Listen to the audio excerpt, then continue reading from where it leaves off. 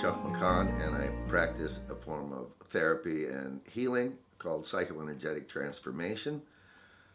Took me about 7 years to name that. It's probably a little too long, but uh, psycho meaning the mind. Energetic means that fundamentally every thought we have is energetically imposed, or what people refer to as pathways. Be more specific, go deeper. You know, a lot of people think, what makes this person qualified to teach me or to show me, help me find the way? Because my policy is nobody heals anybody else; they heal themselves. Um, but there are great teachers and mentors, and even ways of going about this, and there's many of them.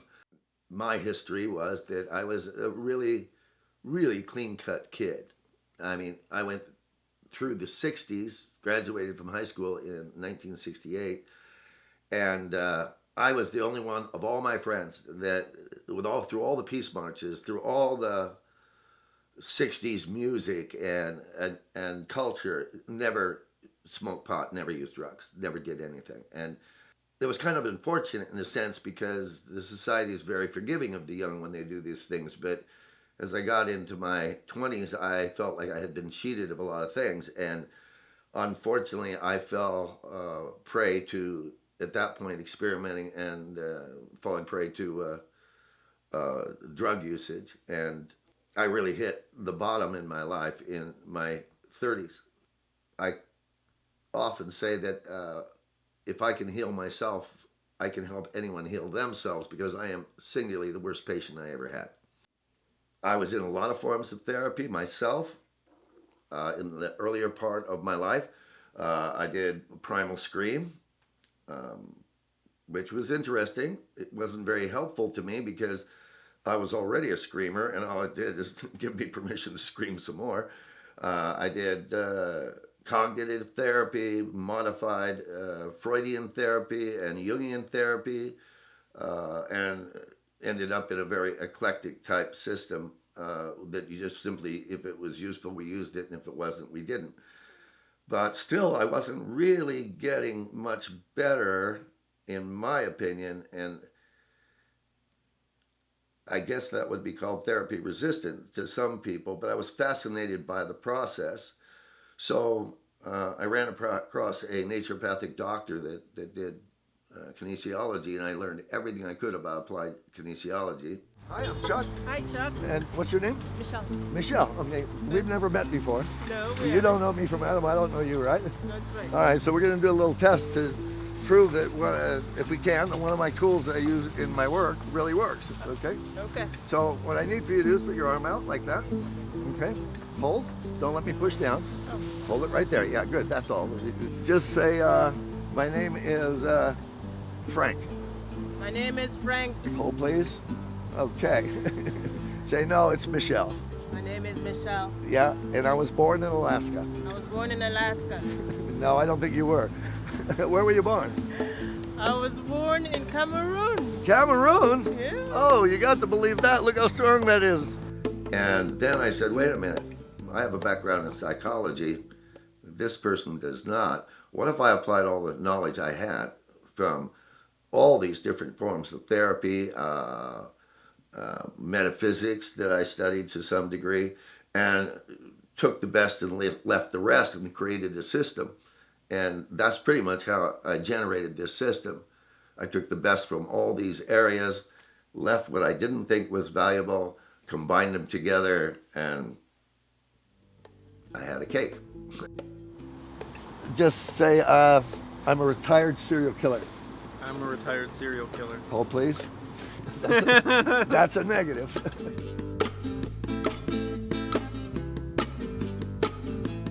Lots of people say, oh, that's the guy that does the arm thing, you know. That's just a tool, like a carpenter would use a circular saw or a hammer. That's the tool for finding out where we want to go. One of the things I work with is what I call positive and negative charges in the mind, and all that really means is positive or negative mental formats. Meaning that a negative mental format, whatever it is, whether it's fear or anxiety or heartbreak, diminishes the individual. So let me ask you a question. You don't have to answer it if you don't want. What's the Okay. most disappointing thing that's happened in your life? All right. See that arm go down like that? Yeah. That means you have a negative charge on it. What a negative Yeah. charge is a negative mental format. Yeah. Like with anything, kinesiology is ultimately it's a technique. It's got certain rules and restrictions to it. But to act as a therapist or a healer or whatever, and to use it really requires a kind of form of intuition. So take that out of there. Take that thought, put it right there. I'm not following up on keeping my creative juices active. Okay. Now that's got to be something that's very useful to you. Yeah, that would be So very useful. hold on. Let's see if it worked. Okay. Okay.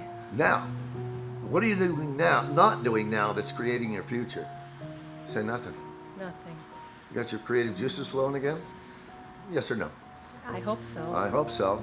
Wrong answer. Say yes or no. Yes. Say no. No. All right. This is the first moments of them reestablishing. The kind of people I deal with are the people that have everyday problems. We all think our problems are unique, but we're really pretty much the same. Some person may have an eating problem, or some people may have a drug problem, or an alcohol problem, or a depression problem, or simply a relationship problem. But fundamentally, where one problem is very similar to another.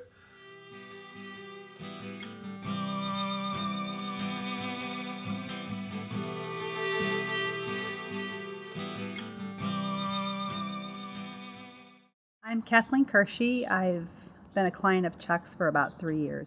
I just want to say his work is absolutely amazing.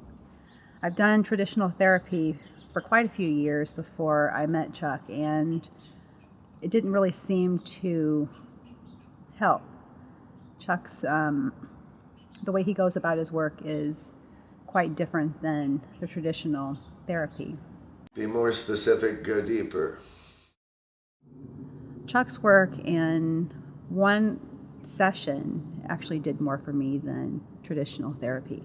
This is how I normally work with someone stretched out here, and she's got a nice ergonomic pillow here for her knees, and she can use one pillow or two. So, all right, so where I start usually with people is with what I call charges up.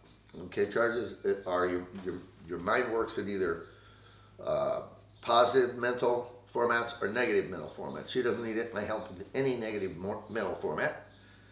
So we're going to look at the negative ones. Okay, charges up. What are you coming through the door with? At least one. At least two. 3. 4. 5. Well, you're sick today, aren't you? So what I do is break this down by finding out, I can cut the world in half really quickly by who's the primary subject matter, meaning Stephen is. No, she is. So it's going to be I something or on that vernacular first. So she can already bring it down and she can focus on a limited field now. You what? You feel guilty? Feel guilty. Oh, that was a good shot, wasn't it? Be more specific, go deeper. That means we're on the board. Those two little words take us all the way to the bank. Be more specific, go deeper.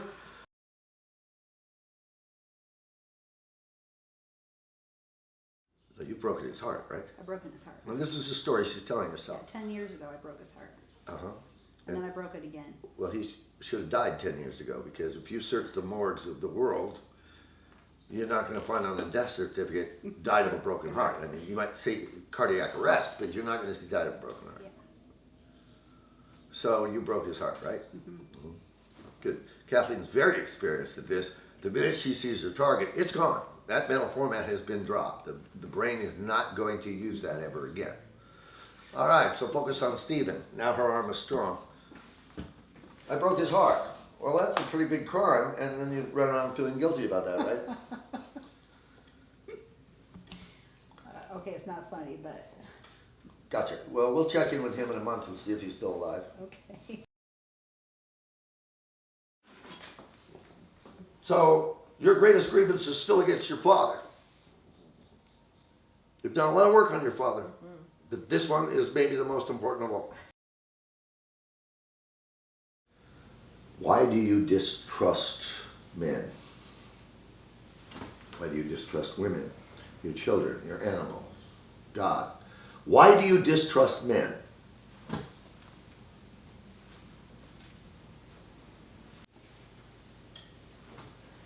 Because he took the love away. Be more specific. Go deeper.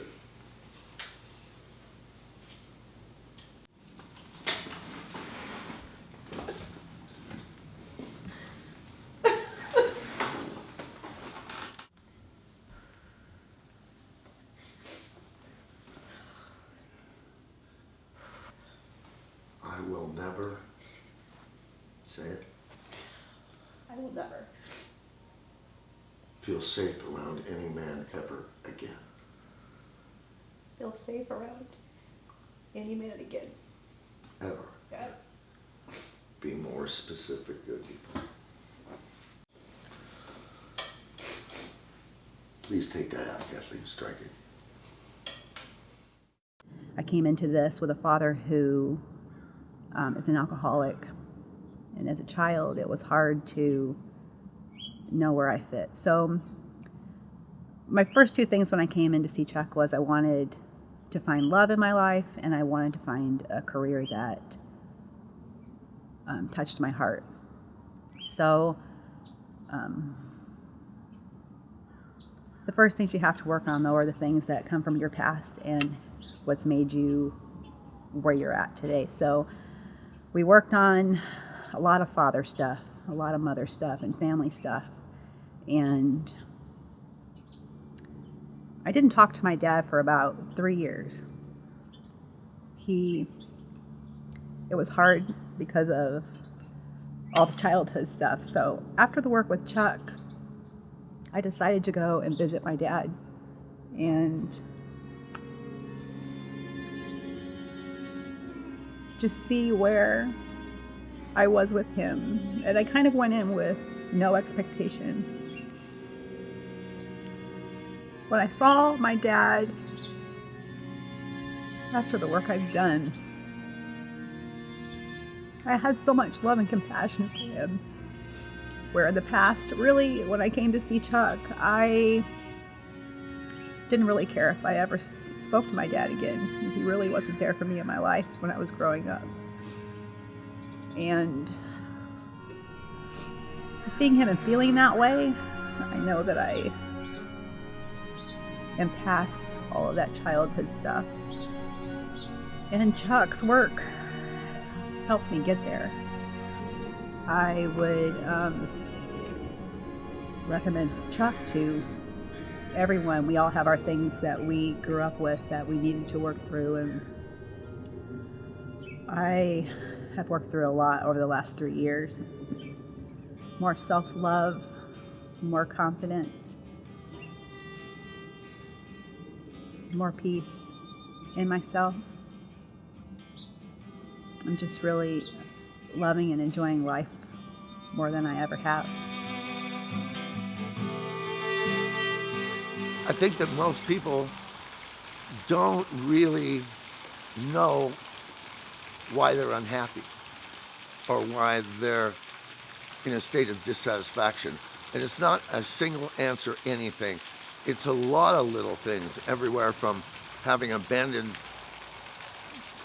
certain parts of your value system to holding grievances, for example. You know, we don't know how much this stuff hurts us. And that's not at the core of our being. My name is Peter Kelly, and I've been seeing Chuck for 7 years or so, maybe 6 years. And I was at the point in my life where I was having, towards the end of a relationship, and it was a breakup, and there was children involved, and it was messy and a lot going on. And he said, I'll never forget the question. He said, hey, Peter, do you have a habit of trying to rescue women? And I kind of stopped me in my tracks, and I thought, yeah. He says, well, have they ever asked you to? And I thought, no. And he said, then you might want to stop doing that. And so at that point I was like really intrigued with like this guy. I've never, I've talked about all kinds of stuff, but nobody's ever asked me those type direct questions. Peter's been doing this a while. Again, he's someone with a fairly big file, so I'm always impressed by those people.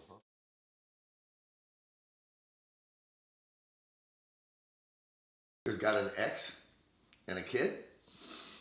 That usually. So focus on that particular individual. Okay, that's usually a good cheat for me. That's good for 1, 2, 3, 4, 5, 6 of them. Focus on skiing. Focus on triathlons. Focus on your company, your work. Okay, see, focus on her.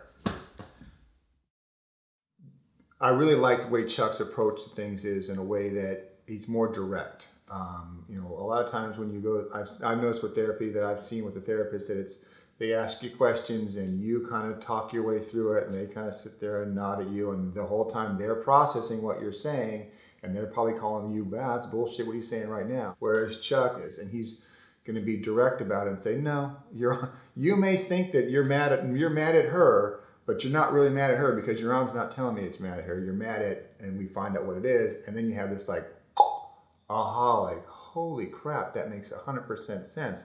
And now there's a big shift, and that thing with her is completely gone. The thing over here, what you have, is completely gone, and now you're clear to move on to something else. It's pretty fascinating work. An irresponsible mother. Doesn't do you any good to tell yourself that because I meant that more than irresponsible for her own self, like, consciousness, awareness, the way she just uses her manipulation to get what she wants and not being, all that kind of stuff. Totally get that.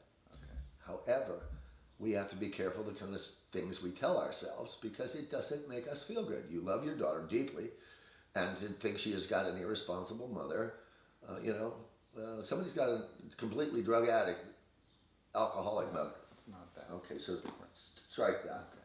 It'll help the relationship between you and Susan. It'll help the relationship between you and your relationship with yourself. So she's an irresponsible mother. Okay, that arm's telling us that that's been removed.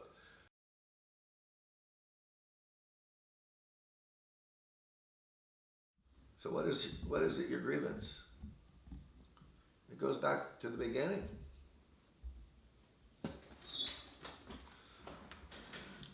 She lied to me. That was the first words out of my head. She lied to me.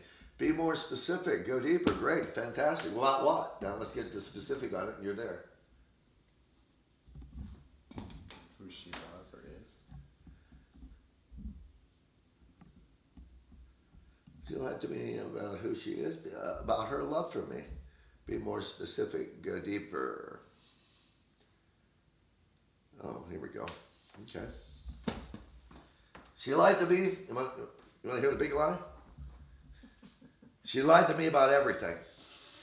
Is that all? Yeah, that's all. Just everything. Be more specific, go deeper. Well, I'd have a grudge against that too.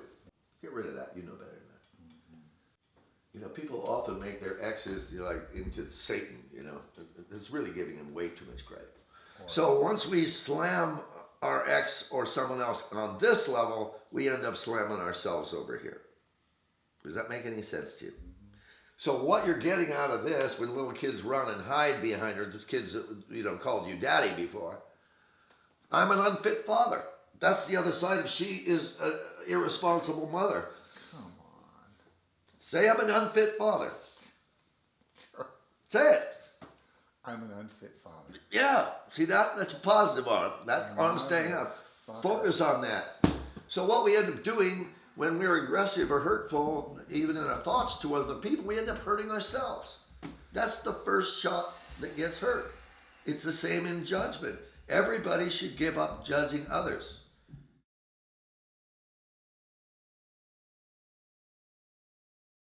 Say, I'm an unfit father. I'll give you $500 if you can hold your arm up. Say, I'm an unfit father. Say, there's no way. There's no way. All right, now focus on the little kids scattering from you like roaches into the walls when you come in. Yeah. That's pretty funny. Yeah. I'm the Jolly Green Giant, right? Boo, boo, boo, boo, boo, boo. Yeah, okay, it's all ridiculous. Everything is the same but completely different because my perspective is completely different and it's instantaneous. And it also sticks in a sense that whatever's cleared or whatever we've talked about, I don't really have those kind of feelings or concerns or issues or anger. I'm not angry at that anymore. If I have to deal with it again, how I relate to it is completely different than I was before, and it holds. It's not like that'll happen again and I'll go, oh, and fall back into repeat patterns of thought. It's all clear and new and direct and efficient. My name is Georgia Ramos.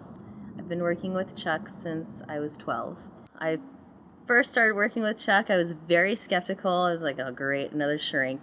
And he was totally, unconventional. And he talked about stuff that my other counselors wouldn't talk about, and got me to open up. So ever since then, I've been working with him, and I've seen this whole system start from very rudimentary, very long, lengthy sessions to what it is now, which is really quite fast as far as therapy goes. At about the age of 17, I started working with Chuck a lot more. I was going through a lot more, I guess, by then. So I think with that further immersion in the work, I just naturally started writing my own notes in session, because usually he writes down everything, but I figured if I wrote, things would go faster and I'd get more work done. So what's the question one more time? What old pain pathways are still in place? I'm never going to allow myself to heal. How about I get a paycheck for the pain? Be more specific, go deeper. Okay. I haven't seen this paycheck. Wow, yeah. How's that working for you? I should be a It millionaire. really hurts, right? Yeah. And I'm still waiting for the checks in the mail. Okay, that's the first one. It's gone. Still getting a paycheck for that? Say no. It's almost like I don't know what I'll do if I don't have pain. Be more specific. Go deeper. Just by doing so much work with him has basically made me come to the point where I can do the work myself. Good. These are events that strike her. She writes them down. She makes a concerted effort, and she writes her own stuff. I love it. Every time I work with him, I get some more self-awareness. Every time I work with him, I'm able to see another color of the rainbow, so to speak. So, and I keep wanting to see more colors because it's all so beautiful.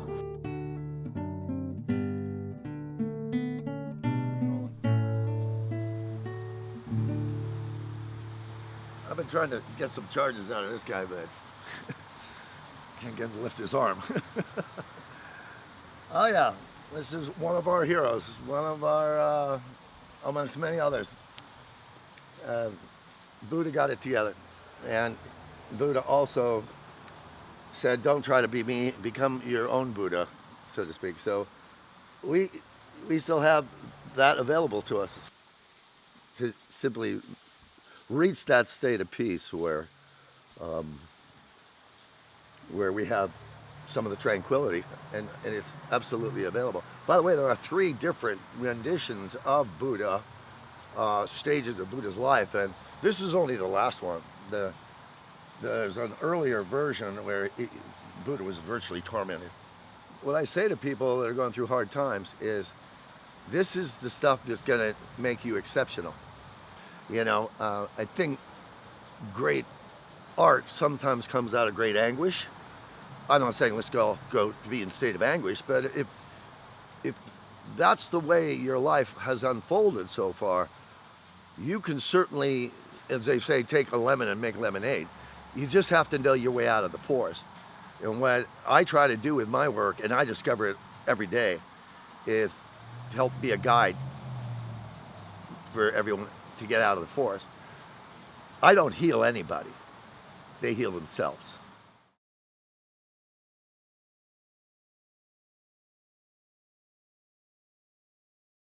I'm Tiffany Segura. I've been working with Chuck for 9 years.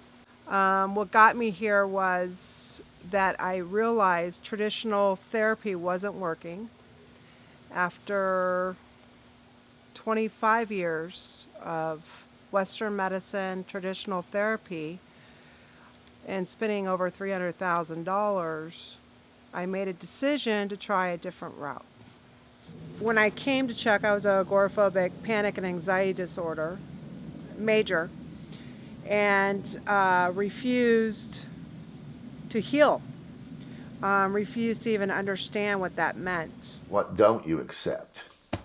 Okay?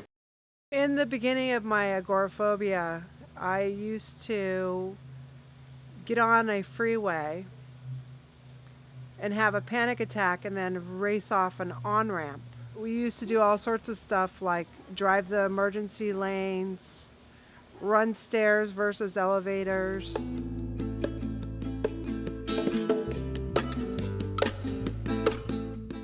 I've been agoraphobic for the last 21 years, and the first 11 years I wasn't able to do anything.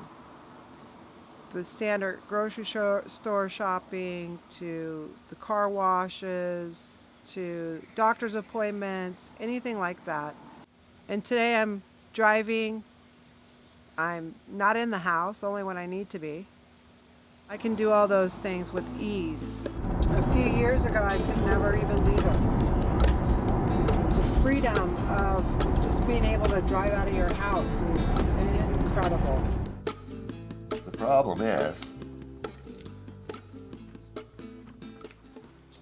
your life's not over. No, it's just beginning. That's a problem if you insist on not accepting that that's what it's been doing, because you're going to live on and suffer through it. If you accept that, truly accept, instead of resisting that that's what it's done, cry a few tears over it and say, no more. I'm not going to do this anymore. I'm not going to let it happen any more in my life. Right. So what don't you accept about fear, panic, and anxiety? Nothing. Nothing. Does that relieve some pressure? Yeah, I'm waking up. Yeah, it's wake up time. It's okay, good.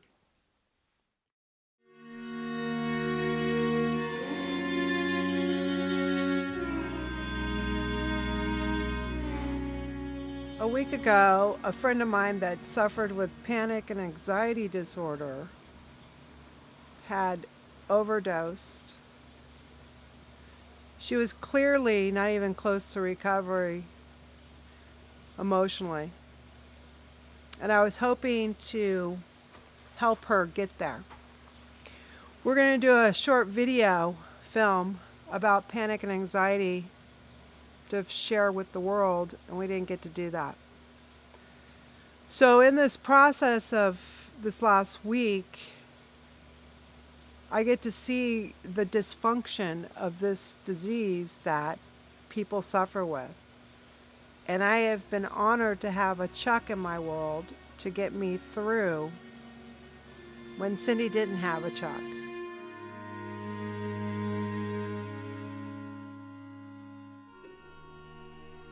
You need to be saved from your anger? Say no. No. Okay. You had a lot of things happen to you as a kid. A lot of abuse. Physical, emotional, mental. It's relevant to that stuff. This is a very big moment in your life right now. Try guilt. Be more specific, go deeper. My guilt. No matter how many times we talk about it, no matter how many times you say the word, no matter how wishful it is that you would be saved from your guilt, you still have it.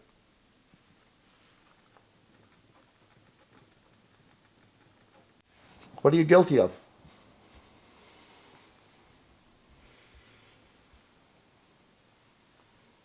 Not even a sin per se.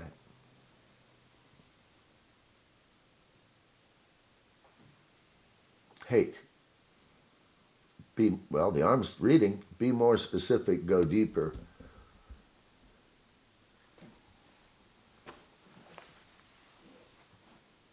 Despise? No. There's only one thing you're guilty of. With all that's happened to you, I don't deny it. You're guilty of self-hate. I said self before. And your father is the messenger that has been sent to you to get you to see this, but until now you have not seen it. Yeah. Does that make sense to you? Yeah. A lot of sense. Mm-hmm. Self-hate. Be more specific, go deeper. Wow. During the process of working with Chuck, I've learned that I was taking the love away from myself and giving these perpetrators and the abusers more power than I can ever ask.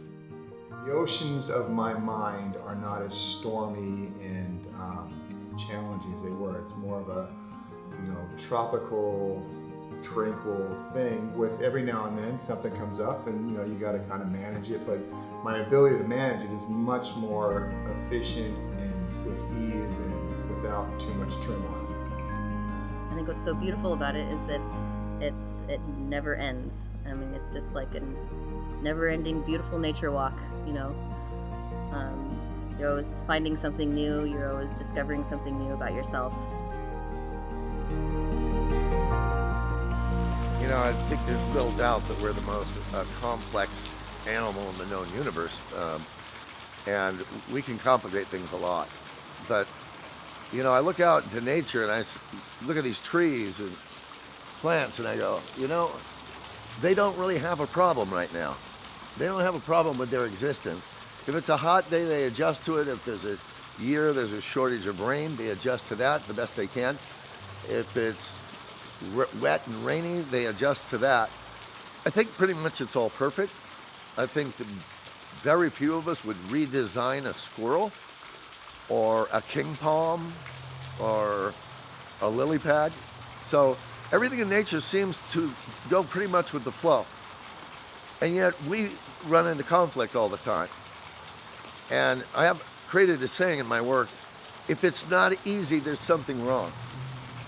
So if it's not easy to find joy, there's something in the way, there's something wrong.